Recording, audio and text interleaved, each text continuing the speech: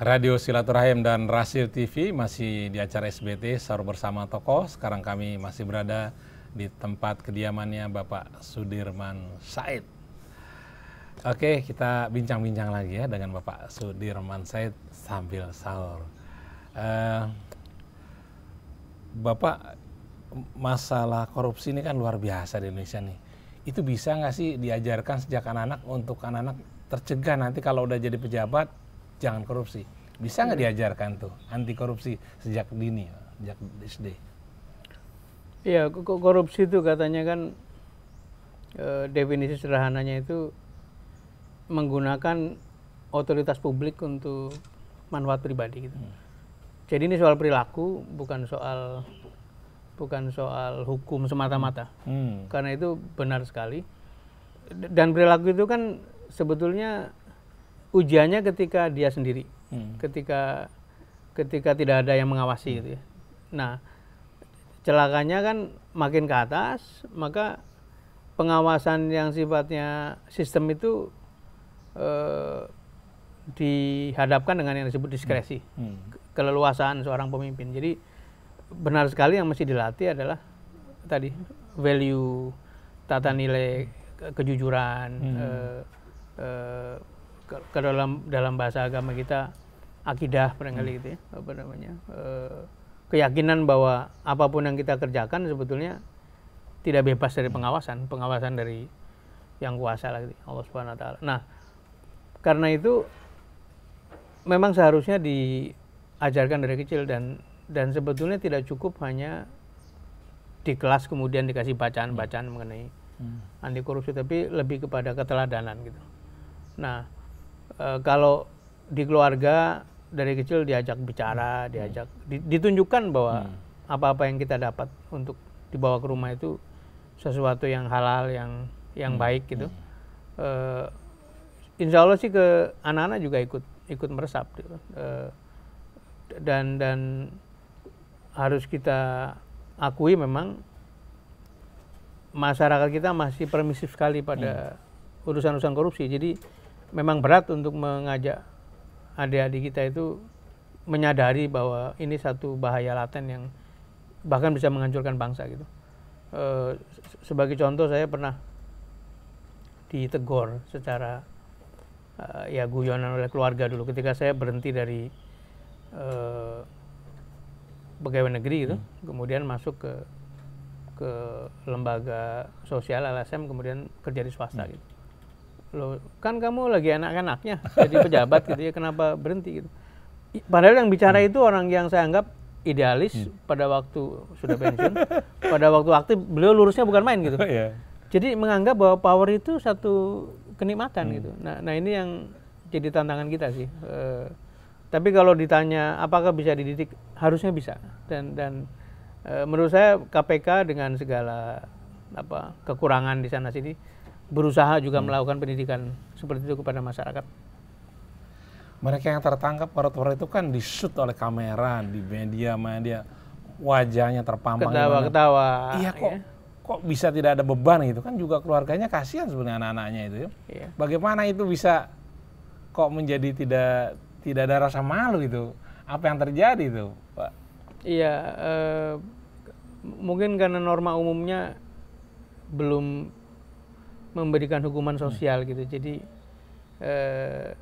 seperti tadi Mas Krisna bilang, ketangkep karena kasus korupsi sudah jelas-jelas ketangkap tangan lah. Tentu saja persidangan masih perlu waktu, tapi kan buktinya ada gitu. Tapi ketika di depan kamera, di depan wartawan masih ketawa-ketawa gitu ya, masih seperti tidak menunjukkan rasa bersalah. Tapi menurut saya sih mungkin itu sebetulnya kamuflase ya. Menurut saya hatinya perih tuh. Keluarganya itu hatinya juga perih, tapi karena harus menutupi penderitaan batin itu, maka kemudian ketawa-ketawa segala macam. Jadi dan kita tidak perlu risau dengan gejala ini karena naturally alam akan mengarah pada perbaikan dari waktu ke waktu. Dan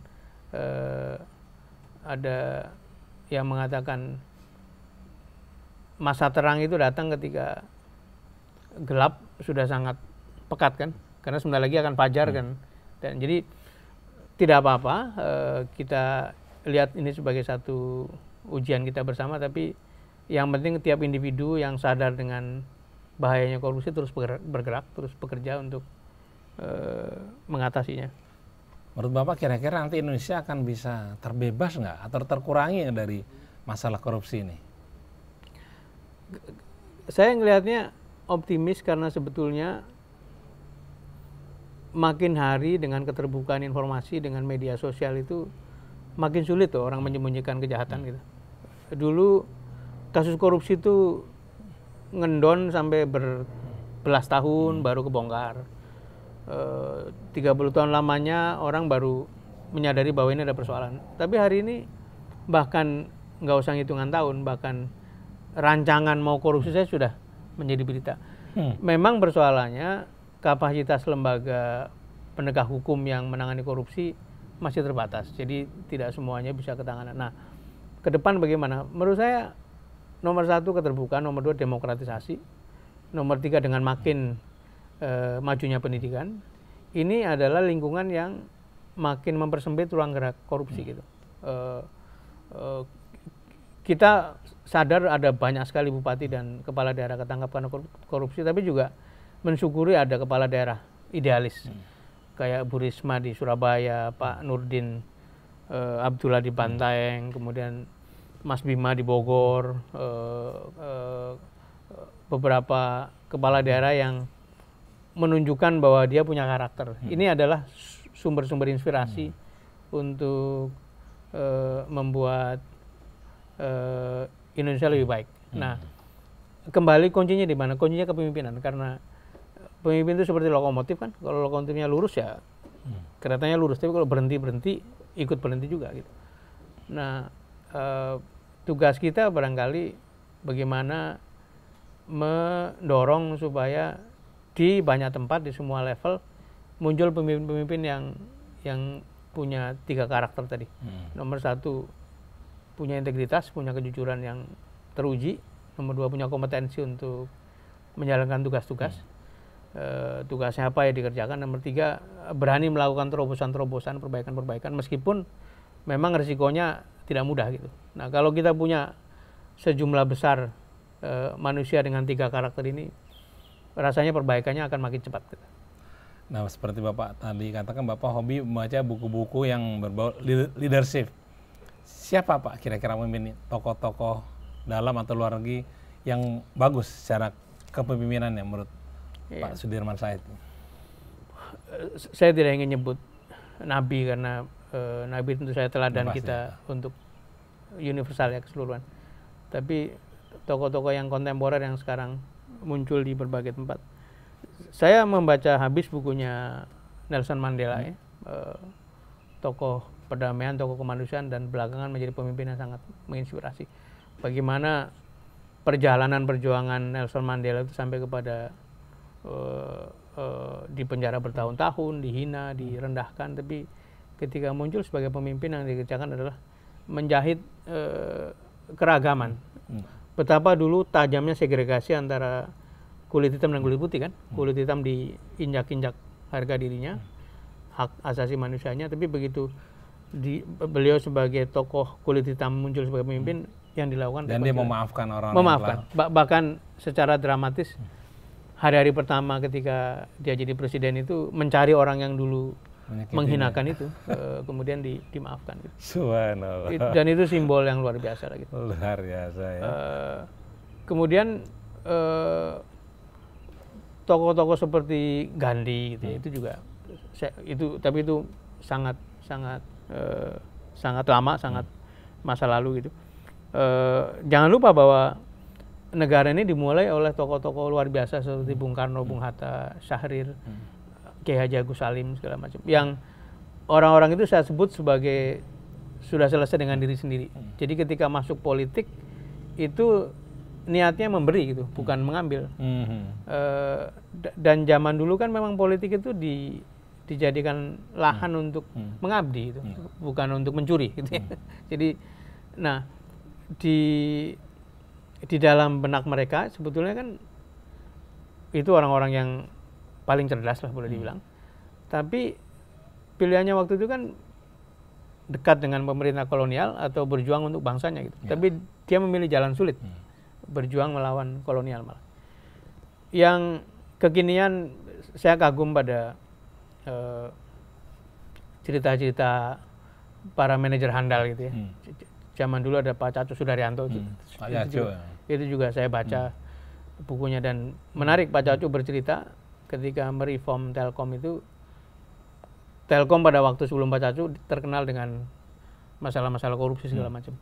Tapi kemudian Pak Cacu merubah perilakunya, perilaku orang Telkom dengan menganjurkan supaya setiap kepala cabang itu berkhutbah pada hari Jumat itu. Nah, kita membayangkan kalau pimpinan diminta khutbah kan harus bicara yang baik-baik kan. Nah, masa iya mau? Pasti ada beban. Betul. Ini satu terobosan yang luar biasa gitu. Nah, orang-orang itu menurut saya banyak memberi inspirasi kita. Oke, subhanallah ya. Oke, Iwan Ahmad, kami masih di tempat kediamannya Bapak Sudirman Said. Kita akan bincang-bincang lagi. Sekarang saya mau ngomong soal Bapak ini menjadi pimpinan untuk masalah sinkronisasi programnya Anies Sandi dengan Pemda DKI. Bagaimana maksudnya sinkronisasi? Apa yang disinkronkan, Pak? Banyak yang bertanya, yang mesti disinkronkan apa sih itu?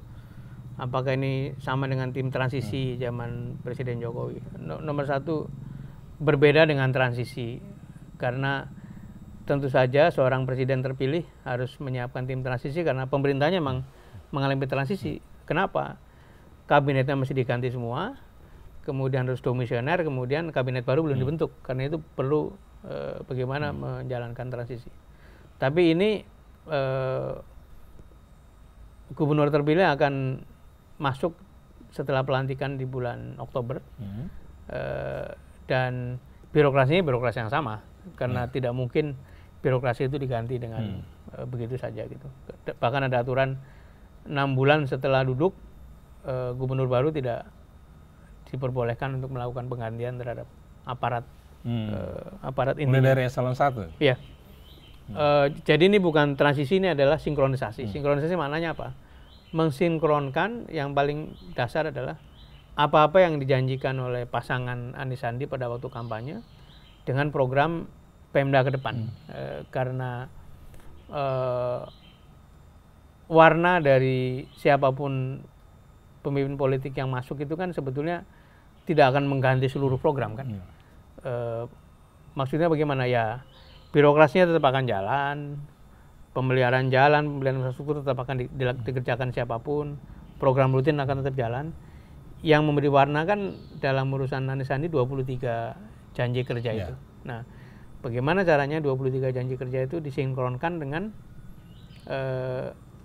program dan anggaran pemerintah daerah DKI ke depan, setahun ke depan dan 5 tahun ke depan selama periode pemerintahannya Anies Sandi. Termasuk juga masalah reklamasi, apakah tetap dengan pendiriannya Pak Anies dengan di luar 23 janji, kebetulan reklamasi menjadi salah satu program yang akan ditinjau kembali. Jadi reklamasi akan dicek ulang bagaimana regulasinya, bagaimana pelaksanaannya.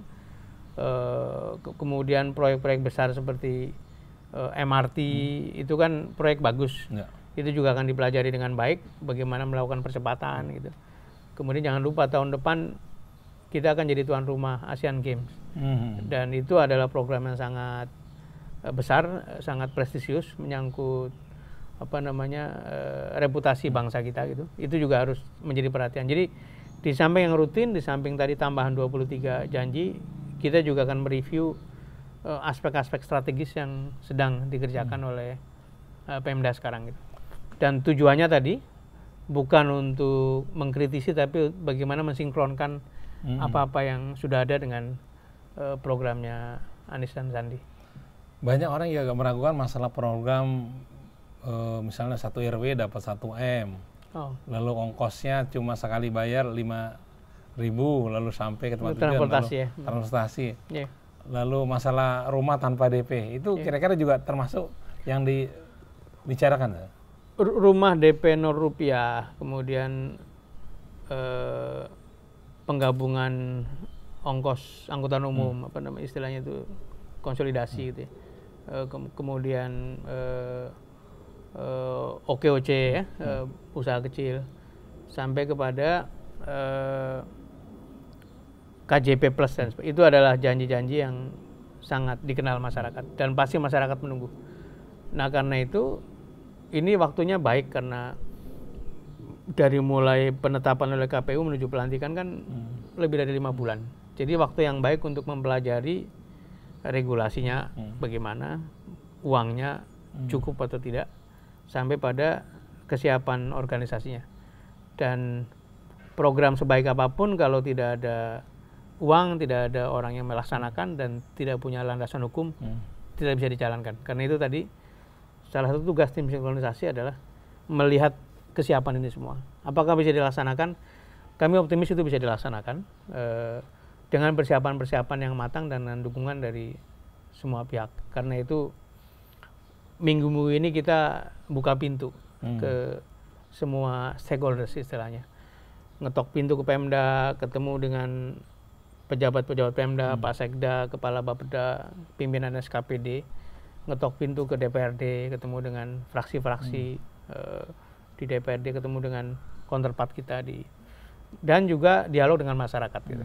Untuk memvalidasi supaya 23 janji itu betul-betul lebih akurat, kemudian lebih bisa dijalankan sebagai program resmi pemerintah.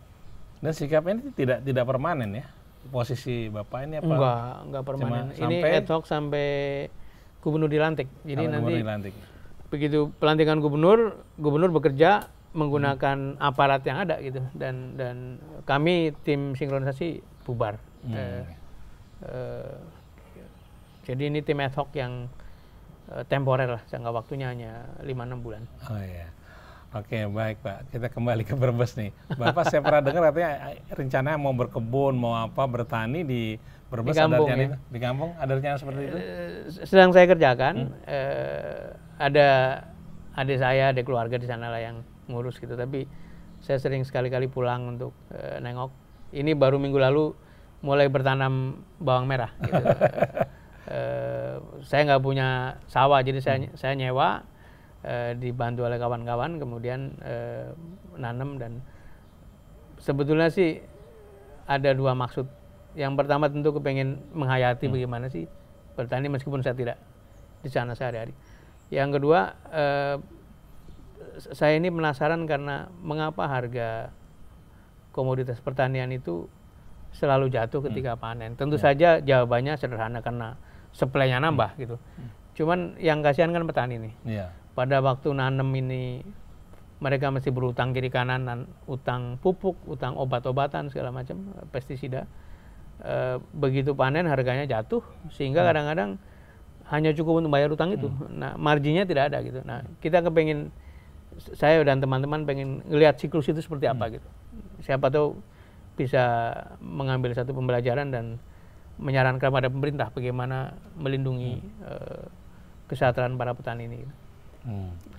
Nah, untuk teman-teman yang masih berada di daerah, apa betul bahwa untuk karir hanya bisa ke Jakarta, tidak bisa berkarir di daerah? Betul apa tidak?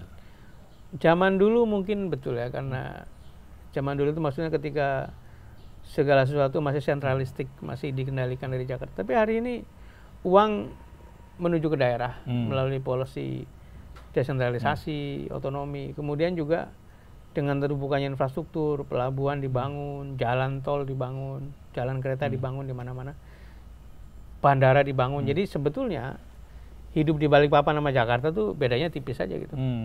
Ada mall, ada fasilitas.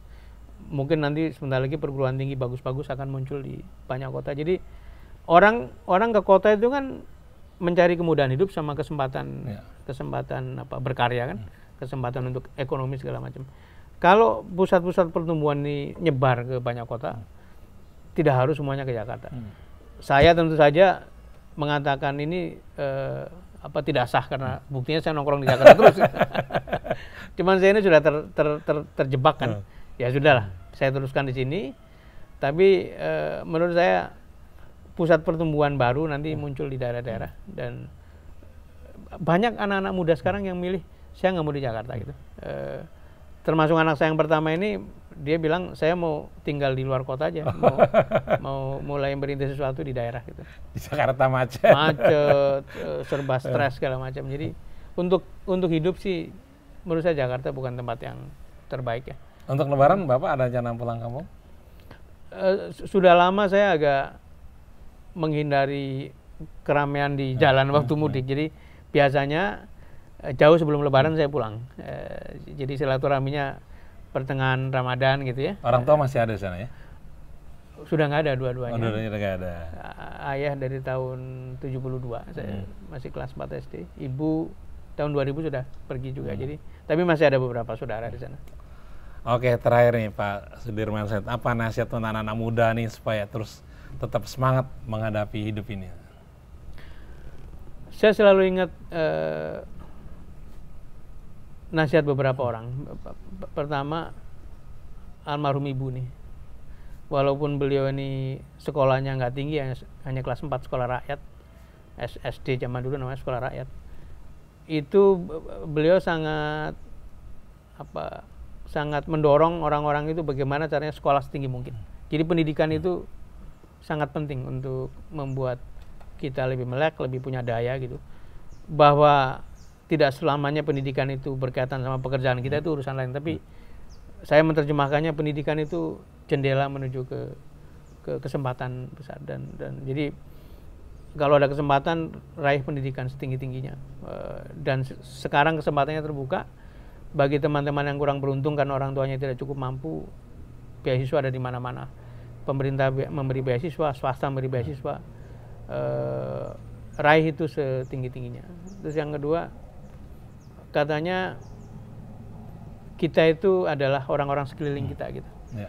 Kalau kita dikelilingi orang-orang baik, orang-orang soleh, orang-orang yang punya visi, kita ikut ketularan lah. Amin. Tapi sebaliknya kalau kita dikelilingi atau berada dengan orang-orang yang berperilaku buruk, kecenderungannya merusak, kecenderungan mencuri, kita ikut juga ke bawah. Jadi akan baik kalau dengan sadar kita mencari lingkungan atau membentuk lingkungan yang isinya orang-orang benar gitu. Nah, yang ketiga kalau boleh sharing, tidak ada satu keberhasilan apapun yang tidak dilewati dengan kerja keras, dengan kesungguhan gitu. Jadi lihatlah problem sebagai kesempatan belajar. Ya. Kalau problem dilihat sebagai beban, ya kita hanya akan kebebanan. Tapi kalau problem dilihat sebagai kesempatan belajar, makin sulit masalah itu, kita makin tertantang untuk menerobos gitu. Dan itu barangkali hal-hal yang bisa kita cermati sebagai bekal terutama untuk adik-adik generasi muda gitu. Baik, terima kasih Bapak Sudirman Said atas bincang-bincangnya di acara SBT. Terima kasih Mas Krisna. Sahur bersama Tokoh. Mudah-mudahan kita kawan-kawan berjumpa lagi Pak. Terima kasih Pak. Terima kasih. Baik, terima kasih atas perhatian Anda semuanya. Saya Muhammad Krisna, Wan Haidar, ada Sandy, kemudian juga Rian dan Acid. Mohon pamit. Wabillahi taufiq wal hidayah. Wassalamualaikum warahmatullahi wabarakatuh. Waalaikumsalam warahmatullahi wabarakatuh.